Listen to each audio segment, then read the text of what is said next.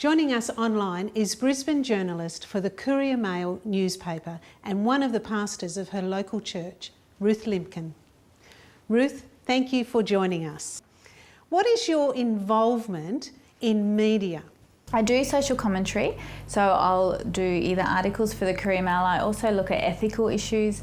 I had the great privilege of being awarded the Margaret Dooley Award last year for writing on social justice and human rights issues. And so what do you write about exactly? Anything from poverty right through to legislation that's coming out that could impact on the family or impact on the fabric of society. And do you get the opportunity to share your faith in these articles? I actually like to think of it as representing my faith.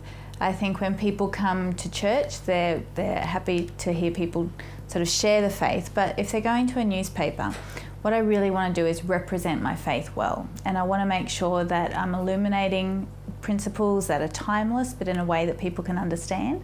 I also like to think that they're intellectually stimulating and can give people a way of understanding the principles that I'm talking about.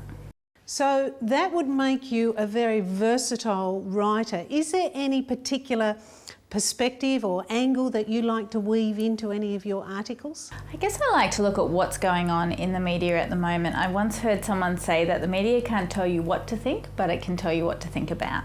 So I like to look at the storylines and the angles that are being covered in media and bring a perspective to them and present my faith into those situations in a way that's intellectually stimulating, that's easy to understand, and also gives people a way to discuss it within a framework of the Judeo-Christian worldview. Ruth, what are some of the key things about sharing your faith in public?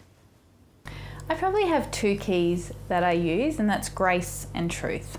I don't think we need to convince people. I think we basically need to illuminate the truth that we know and allow that to speak to people. I also think it's very important to do this graciously. I think we need to be very respectful. We don't need to be strident. We don't need to push our views down anyone's throat. Basically, we present something that's truthful in a gracious way, and we allow the truth of those statements to actually speak to someone's heart. There are some great points there, Ruth. We certainly do have a lot of work to do in the secular media. Thank you for joining us.